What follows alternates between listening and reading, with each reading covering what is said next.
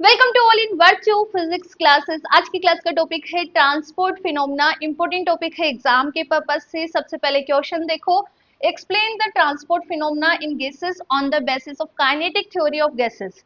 आपको kinetic theory of gases को use में लेते हुए ट्रांसपोर्ट फिनोमेना को एक्सप्लेन करना है और derive an expression for the coefficient of viscosity।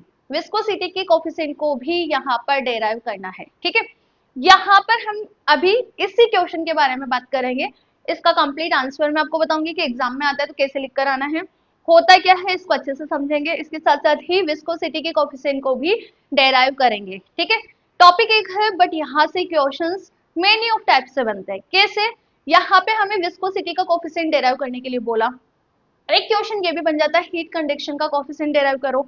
एक क्वेश्चन ये भी बन जाता है कि एक derive the expression for the diffusion coefficient. एक क्वेश्चन ये आ जाता है कि तीनों के बीच में आपको इंटर रिलेशन बताना है। ठीक है, तो आज का जो टारगेट रहेगा वो रहेगा विस्कोसिटी कोफिशिएंट को कैलकुलेट करना और ट्रांसपोर्ट फिनोमेना को समझना। ठीक है, अब देखो, सुनना अच्छे से। जो ट्रांसपोर्ट फिनोमेना होता है तो सबसे पहली कंडीशन होती है कि वो अकर होता है in the non equilibrium state. In the non equilibrium state. अब है क्या, नाम से समझ आ रहा होगा ना। बेसिकली यहाँ पे जो फिजिकल क्वांटिटीज होती है उनका ट्रांसफर होता है एक मीडियम से दूसरे मीडियम में due to driving forces. Like that कि मेरे पास दो मीडियम है। ठीक है, एक मीडियम के अंदर मैं बोल रही हूँ कि नंबर ऑफ पार्टिकल्स बहुत ज्यादा है, हायर कॉन्सेंट्रेशन ऑफ पार्टिकल है। सेकंड के अंदर पार्टिकल का कॉन्सेंट्रेशन कम है। दो रीजन है मेरे पास, एक ये और एक ये। ठीक है, इसके अंदर हायर कॉन्सेंट्रेशन पार्टिकल्स है, उसमें लो कॉन्सेंट्रेशन पार्टिकल्स है। तो पार्टिकल्स का मोमेंट होगा, मूव होगा from the higher concentration region to lower concentration region. तो बेसिकली हुआ क्या, कॉन्सेंट्रेशन क्या है, एक फिजिकल क्वांटिटी है ना। तो फिजिकल क्वांटिटी का एक रीजन से दूसरे रीजन के अंदर मूव होना, मोमेंट होना, गैसेस पार्टिकल का मोमेंट होना from the higher concentration region to lower concentration region, ये एक तरह से ट्रांसपोर्ट फिनोमेना ही है। इसके अलावा हम बात करें बेटा कि मेरे पास दो रीजन है। एक रीजन में गैसेस मॉलिक्यूल का टेम्परेचर बहुत ज्यादा है, सेकंड रीजन के अंदर गैसेस मॉलिक्यूल का टेम्परेचर बहुत कम है। तो गैसेस मॉलिक्यूल का high temperature region to lower temperature region के अंदर ट्रांसफर होना, टेम्परेचर भी क्या है, एक फिजिकल क्वांटिटी है। इसके साथ साथ आप इस तरह से भी समझ सकते हो कि मेरे पास ये दो रीजन है। एक रीजन के अंदर पार्टिकल का वेलोसिटी बहुत ज्यादा है, सेकेंड रीजन के अंदर पार्टिकल का वेलोसिटी बहुत कम है। तो पार्टिकल्स का वेलोसिटी है तो मोमेंटम होगा, क्यों, क्योंकि पार्टिकल्स का वहां पे मास होता है, मास है, वेलोसिटी है, तो P equal to M V. ठीक है, सो द मोमेंट ऑफ क्या बोलते हैं, पार्टिकल्स का मूव होना from the higher velocity region to lower velocity region, या फिर हम बात करें मोमेंटम का ट्रांसफर होना from the higher velocity region to lower velocity region particles. तो इस तरह से momentum physical quantity, temperature physical quantity, concentration physical quantities है। तो मैं इन सिंपल लैंग्वेज बात करूं तो फिजिकल क्वांटिटीज का एक रीजन से दूसरे रीजन के अंदर ट्रांसफर होना due to driving force. Keyword पकड़ना, यहाँ पर कीवर्ड क्या है, ड्राइविंग फोर्स। तो ड्राइविंग फोर्स की वजह से फिजिकल क्वांटिटी का ट्रांसफर होना या मोमेंट होना ही आपका यहाँ पर क्या कहलाएगा, ट्रांसपोर्ट फिनोमेना कहलाएगा। अब ये आप सोचोगे ड्राइविंग फोर्स कहाँ से आ गया। देखो, हम फिजिकल क्वांटिटी की चेंज की बात कर रहे हैं। मैंने बोला टेम्परेचर चेंज है, कॉन्सेंट्रेशन चेंज है, बोल रही हूँ ना मैं, टेम्परेचर चेंज है, कॉन्सेंट्रेशन चेंज है, इसके साथ साथ ही वेलोसिटी या मोमेंटम चेंज है। तो ये फिजिकल क्वांटिटीज है। चेंज है मतलब हम यहाँ पर उस फिजिकल क्वांटिटी के ग्रेडियंट को डिफाइन करेंगे। तो ग्रेडियंट ऑफ फिजिकल क्वांटिटी यहाँ पर ड्राइविंग फोर्स का काम करेगा। किसका काम करेगा, ड्राइविंग फोर्स का काम करेगा। तो हमें इसको लिखना क्या है, it is occur in non equilibrium state. 2 marks में आता है तो क्या लिखोगे, देखो, it is occur in non equilibrium state in which deal with the moment of physical quantity like heat हुआ, mass हुआ and momentum through a medium to another medium due to driving force। और driving force को समझाने के लिए मैंने bracket के अंदर लिखा है gradient of some physical quantity. जो फिजिकल क्वांटिटी ट्रांसफर हो रहा है उसका ग्रेडियंट ही ड्राइविंग फोर्स को यहाँ पर रिप्रेजेंट करता है। ठीक है, अब कोई भी एक गैसियस सिस्टम है वो नॉन इक्विलिब्रियम स्टेट में है तो वहां पे 3 पॉसिबिलिटीज हो सकती है। तो आगे हमने यहाँ मेंशन करा है when a gas is not in thermal equilibrium, जब वो थर्मल इक्विलिब्रियम में नहीं है देन 3 पॉसिबिलिटीज अकर। वहां पे ये 3 पॉसिबिलिटी रहेगी। क्या क्या रहेगी, सबसे पहले हमने लिखा है हीट कंडक्शन। डेली लाइफ में भी बहुत सारे एग्जांपल है हीट कंडक्शन के। तो ठीक है, तो हीट कंडक्शन में होता क्या है, हीट मॉलिक्यूल्स का हायर क्या बोलते हैं दो ही रीजन है। एक के अंदर हीट ज्यादा है मॉलिक्यूल्स की, मतलब टेम्परेचर ज्यादा है, दूसरे के अंदर टेम्परेचर कम है, दूसरे रीजन का टेम्परेचर कम है, तो मॉलिक्यूल्स का higher temperature region to lower temperature region transfer होना ही आपका हीट कंडक्शन कहलाएगा। तो आप हीट कंडक्शन में मेंशन करो, नीचे का नहीं दिख रहा है तो मैं बॉल कर लिखवा रही हूँ, लिखना the phenomena of conduction is due to the transfer of energy from the region of higher temperature from the region of higher temperature to the region of lower temperature। High temperature से lower temperature वाले reason के अंदर moment होना particles का ही heat conduction कहलाता है। Similarly बेटा हम बात करें विस्कोसिटी, विस्कोसिटी में मोमेंटम का ट्रांसफर होता है। So how we define the phenomena of viscosity is due to the transfer of momentum, due to the transfer of momentum from the region of higher velocity to region in which molecules move with the lower velocity। ठीक है। Diffusion concentration मतलब particles का एक reason से दूसरे reason के अंदर transfer होना। Due to the transfer of this phenomena occur, अच्छे से लिखना, दिस फिनोमेना या फिर ऐसे लिखो the phenomena of diffusion, the phenomena of diffusion is due to the transfer of molecules from higher concentration region to the region of the lower concentration region। ठीक है, तो लिख लिया हो तो मैं इरेज करती हूँ। इसके बाद हम यहाँ पे विस्कोसिटी का कोफिशिएंट डेराइव करते हैं। एक समझ आ गया, तो डिफ्यूजन और हीट कंडक्शन का भी उसी प्रोसेस को फॉलो करते हुए हमें कोफिशिएंट निकालना है। तो सबसे पहले हम विस्कोसिटी के कोफिशिएंट को यहाँ पर डेराइव करने वाले हैं।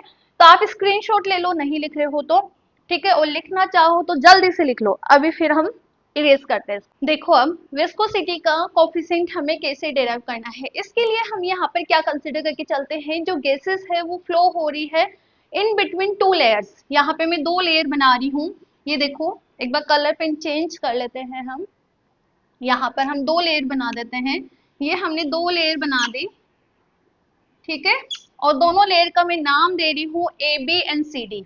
ये ए बी लेयर है, एक सी डी लेयर है, ठीक है।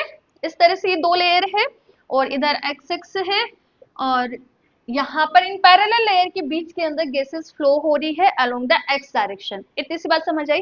अब इन लेयर्स में हम कुछ प्लेन डिफाइन कर देते हैं। जैसे मैंने ये प्लेन डिफाइन कर दिया, ये एक प्लेन डिफाइन कर दिया और एक प्लेन डिफाइन कर दिया, ठीक है। और यहाँ पे हाइट के हिसाब से मैं z इक्वल टू 0 डिफाइन कर रही हूँ, और इसको नाम भी दे देते हैं हम। जैसे मैंने यहाँ पे नाम दे दिया p, यहाँ पे मैंने नाम दे दिया q, और यहाँ पे मैंने नाम दे दिया r, ठीक है।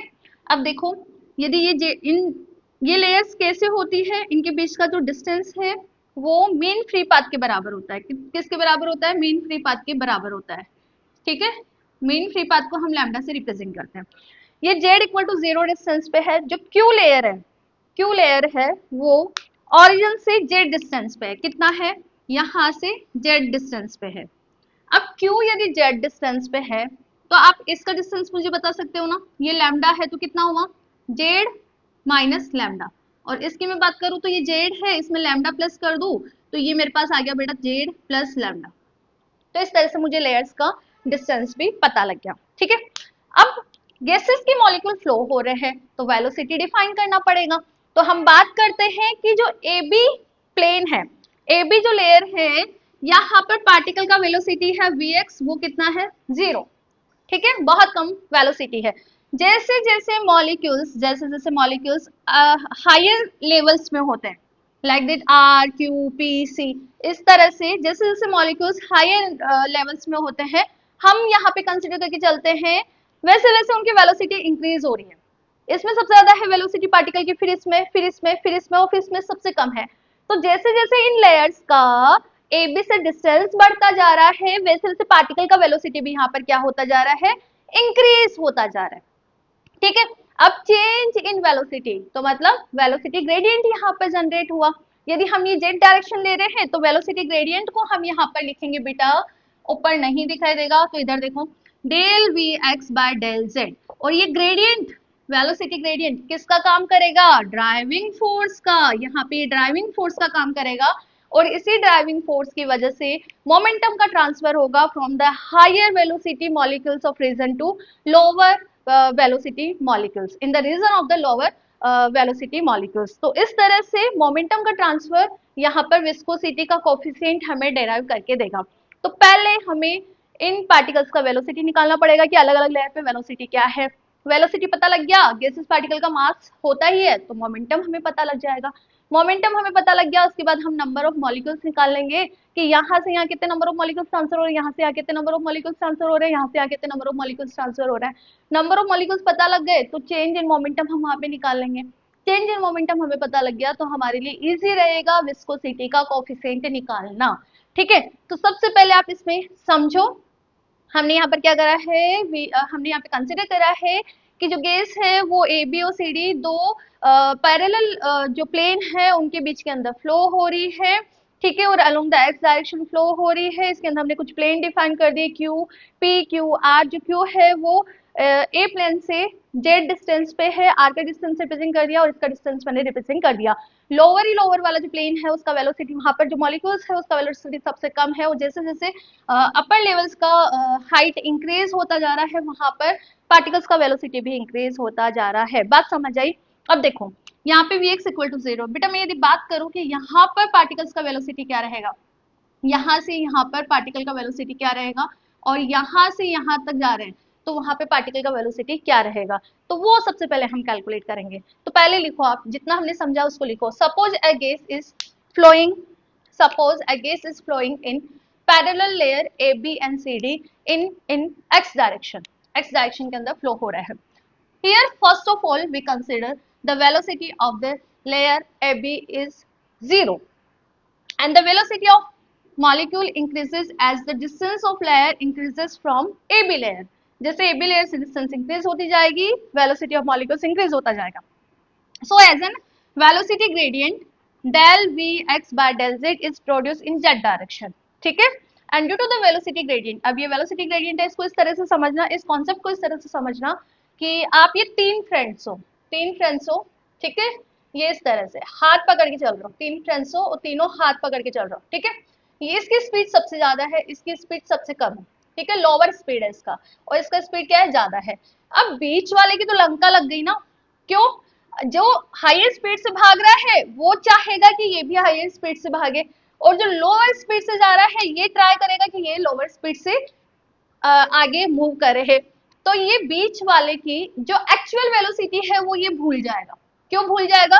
बिकॉज एक तो ये इधर इसको खींच रहा है, क्यों? बिकॉज इसकी वेलोसिटी ज्यादा है, और एक ये इसको इधर खींच रहा है बिकॉज इसकी वेलोसिटी कम है, बहुत कम इसकी स्पीड है। तो बेसिकली यहाँ पर हुआ क्या, ये जो एडजेसेंट लेयर है, मैंने लिखा भी है, adjacent layer of the gas tends to destroy, ठीक है, डिस्ट्रॉय द रिलेटिव मोशन, इसका जो एक्चुअल मोशन है वो इसका डिस्ट्रॉय हो जाएगा। ठीक है, between them and the force is called viscous force, और इस फोर्स को हम विस्कस फोर्स बोलते हैं। तो आपको यहाँ पे मेंशन करना है, due to the velocity gradient each layer feels a backward dragging force, यहाँ पर एक बैकवर्ड ड्रैगिंग फोर्स वो लेयर्स फील करती है by the adjacent layer, and this two adjacent layer of the gas tends to destroy the relative motion between them, and this force is known as viscous force, और इस force को हम क्या बोलते हैं यहाँ पर, viscous force बोलते हैं। देखो अब मैथमेटिकली थोड़ा बहुत आपको समझ आया, ठीक है, अभी मैथमेटिक करते हैं अपन तो उसमें और अच्छे से समझ आ जाएगा। अब देखो वेलोसिटी हम डिफाइन करते हैं मॉलिक्यूल्स की, तो velocity of molecule, velocity of molecules, gases molecules, 8 layer A B कितना है, Vx equal to 0। Similarly velocity of molecule, velocity of gases molecules at layer P की मैं बात करूंगी तो क्या आएगा, देखो V ऑफ x, यहाँ पर बात कर रही हूँ बेटा मैं, यहाँ पर वेलोसिटी, यहाँ के पार्टिकल्स का वेलोसिटी क्या है, ज्यादा है ना, तो पार्टिकल का वेलोसिटी कितना ज्यादा होगा, Vx plus gradient del Vx by del Z, और इसको हमें मल्टीप्लाई करना है मीन फ्री पाथ से। ठीक है, similarly velocity of molecule, velocity of gases molecule at layer R. R पे बताओ, क्यू से कम होगा ना, क्यू से नीचे है, क्यू जैसे जैसे हम ऊपर जाते हैं तब इंक्रीज हो रहा है, तो क्यू से नीचे है, तो यहाँ पर क्या होगा, v x minus del we x by del of z lambda. ठीक है, if the mass of the mass of gaseous molecule is small m, then momentum of P layer, momentum क्या हो जाएगा, ये वेलोसिटी पता है तो मैं इसको मास से मल्टीप्लाई कर दूंगी, क्यों, बिकॉज पी इक्वल टू होता है एम वी। तो इस तरह से मुझे मोमेंटम पी लेयर का पता लग गया। मोमेंटम वो ट्रांसफर होता है ना। ठीक है, सिमिलरली मोमेंटम आप बता दो, similarly for molecules of R layer क्या होगा, m v x minus del we x by del of z lambda. अब मोमेंटम मुझे पता लग गया, पता लग गया। अब मोमेंटम हमें पता लग गया कि इतना मोमेंटम का ट्रांसफर यहाँ से यहाँ और यहाँ से यहाँ होता है। अब मुझे नंबर ऑफ पार्टिकल्स पता लग जाए कि यहाँ से कितने नंबर ऑफ पार्टिकल्स यहाँ जा रहे हैं, यहाँ पे पार्टिकल्स का मोमेंटम ज्यादा है, यहाँ पे कम है। इस तरह से नंबर ऑफ पार्टिकल्स मुझे पता लग गए और एक पार्टिकल का मोमेंटम पता लग गया, एक मॉलिक्यूल का पता लग गया, एक मॉलिक्यूल है बेटा ये, है ना, एक गैस मॉलिक्यूल का मुझे पता लग गया। तो यदि मुझे ये हाँ मॉलिक्यूल एक गैस मॉलिक्यूल का मोमेंटम पता लग गया मुझे कि इतना मोमेंटम ट्रांसफर होता है। अब कितने नंबर ऑफ मॉलिक्यूल्स ट्रांसफर हो रहे हैं वो मुझे पता लग जाएगा, तो टोटल मोमेंटम कितना ट्रांसफर हो रहा है वो भी पता लग जाएगा। ठीक है, तो अब now we calculate the number of molecules transfer from P to Q. ठीक है, नेक्स्ट आप लिखो, now we calculate, now now we, समझना बेटा इस चीज को, now now we calculate number of gases molecules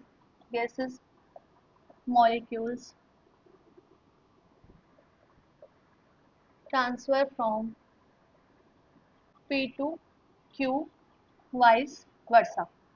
अब देखो कितना निकलेगा, ये सुनना, ये चीज समझ आ गई तो सब समझ आ जाएगा। हम बात करें टोटल मॉलिक्यूल्स है, कितने एक्स एक्स है हमारे पास, एक्स वाई जेड। ठीक है, टोटल मॉलिक्यूल्स है तो उनके पास पॉसिबिलिटी है एक्स अलोंग, वाई और जेड तीनों डायरेक्शन के अंदर मूव करने की। It mean 1/3 of total molecules, 1/3 of total molecules ये पॉसिबिलिटी है कि number of particles x direction में, जितने पार्टिकल है उसका 1/3 पार्ट एक्स डायरेक्शन में जा सकता है, 1/3 पार्ट वाई डायरेक्शन में, 1/3 पार्ट जेड डायरेक्शन में।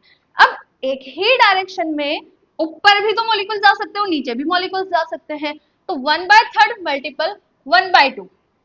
ठीक है, इतने number of total number of particles का इतना पार्ट यहाँ पर P से Q, Q से P के अंदर ट्रांसफर हो रहा है। तो यहाँ पर लिखो आप, यहाँ पर लिखो there are 1/3 part of total molecules moving along x y and z direction। ठीक है, and 1/2 part of these molecule, 1/2 part of these molecule moving from up and down side। ठीक है, so the number of molecules, so the number of molecules transfer from P to Q R कितना होगा, if N यहाँ पर है number of gases molecule per unit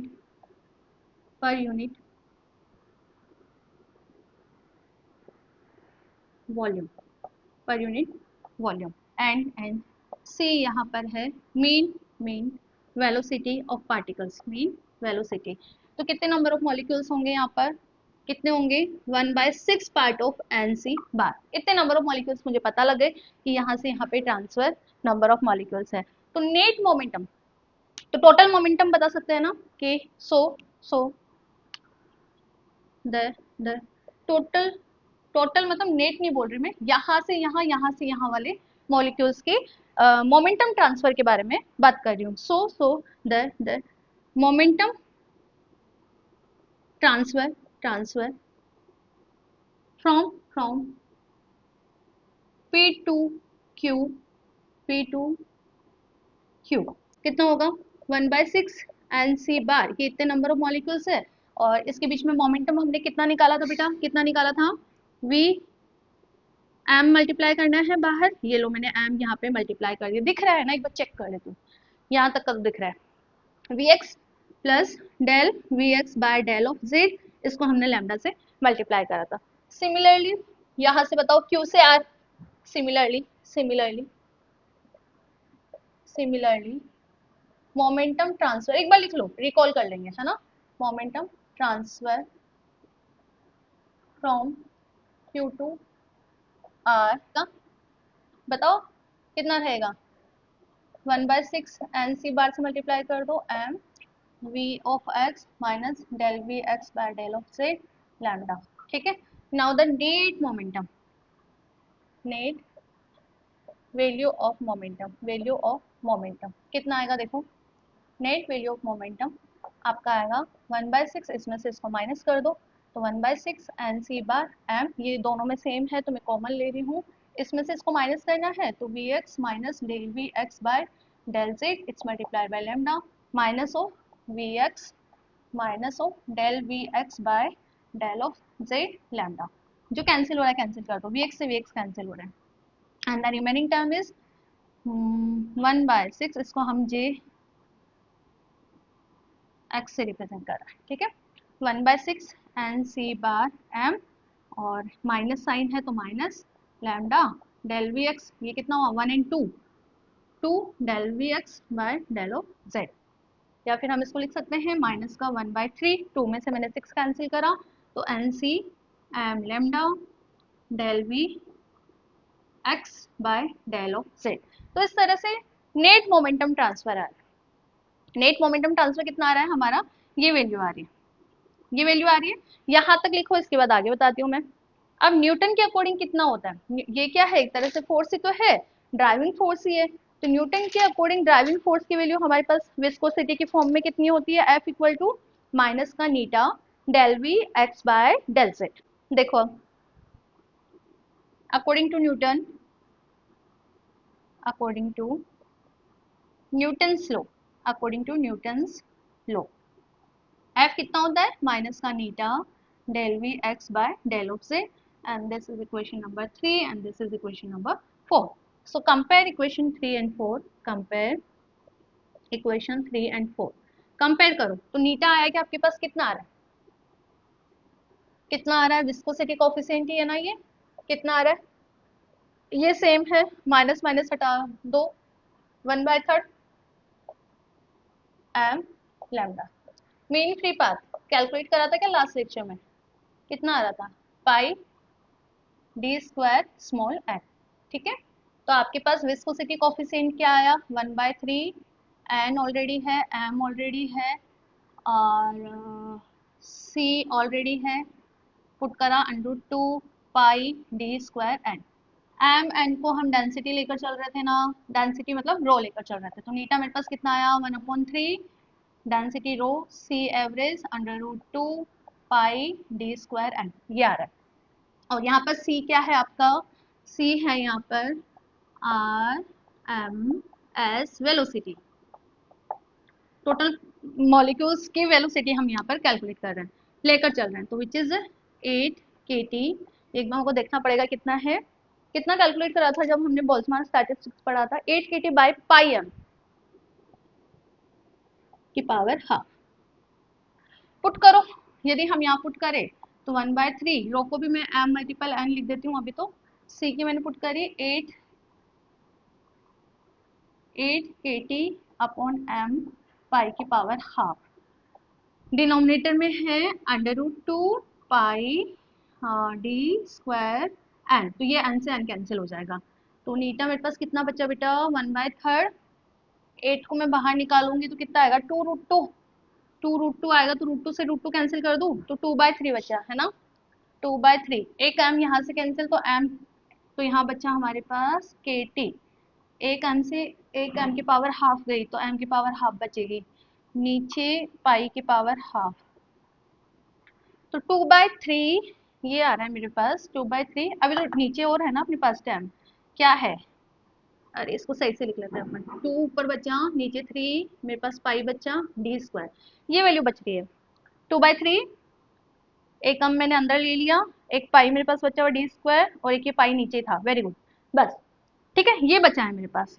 और यही आपका क्या है, विस्कोसिटी कोफिशिएंट, यही क्या है, विस्कोसिटी कोफिशिएंट, निकालना था ना, निकाल लोगे ना, इजी है। स्टेप्स देखो, स्टेप्स क्या क्या है, एक मिनट कंक्लूजन देख लो, this is directly proportional to temperature की पावर हाफ, प्रेशर पे डिपेंड नहीं करता, डेंसिटी पे डिपेंड नहीं करता, ठीक है, ये कंक्लूजन मुझे समझ आया। स्टेप्स हम रिवाइज कर लेते हैं। फर्स्ट ऑफ ऑल हमने गैसेस लेकर चले थे पैरेलल लेयर्स के बीच में, ठीक है। सेकेंड कॉन्सेप्ट हमने यहाँ पर क्या लिया, कि ये जो लोअर वाली लेयर है CD है ना, AB और CD लोअर वाली लेयर है, उस पर वेलोसिटी 0, और जैसे जैसे हम ऊपर प्लेन में जाते हैं तो वेलोसिटी इंक्रीज होती जाती है, तो मतलब वेलोसिटी ग्रेडियंट यहाँ पे एज एन ड्राइविंग फोर्स की तरह काम करेगा, ठीक है। अब विस्कोसिटी होता क्या है, मोमेंटम का ट्रांसफर ना, हायर टू लोअर, तो मोमेंटम का हमें ट्रांसफर देखना है यहाँ पर, तो सबसे पहले हमने चेंज इन वेलोसिटी देखा कि अलग अलग लेयर पे वेलोसिटी कितना है, फिर मोमेंटम निकाला, मोमेंटम निकालने के बाद फिर हमने नंबर ऑफ पार्टिकल्स निकाले, नंबर ऑफ पार्टिकल्स निकालने के बाद हमने टोटल मोमेंटम कितना है, टोटल मोमेंटम हमने निकाला, टोटल मोमेंटम निकालने के बाद हमने यहाँ पर न्यूटन्स का, न्यूटन्स के अकॉर्डिंग क्या होता है विस्कोसिटी, वो वाला फॉर्मूला अप्लाई करा, कंपेयर करने के बाद लैम्डा मीन फ्री पाथ की वैल्यू पुट करी, मीन फ्री पाथ की वैल्यू पुट करने के बाद आर एम एस स्पीड वहां पे पुट करी, तो कंक्लूजन क्या निकल के आया कि विस्कोसिटी कोएफिशिएंट टेम्परेचर पे डिपेंड करता है, directly proportional to root square of temperature, pressure पे डिपेंड नहीं करता, डेंसिटी ऑफ मॉलिक्यूल्स पे डिपेंड नहीं करता। तो जिस तरह से हमने ट्रांसपोर्ट फिनोमेना से विस्कोसिटी कोएफिशिएंट कैलकुलेट करा है, इन द नेक्स्ट लेक्चर हम हीट कंडक्शन कैलकुलेट करेंगे। तो मिलते हैं नेक्स्ट लेक्चर में एक नए टॉपिक के साथ। Thank you.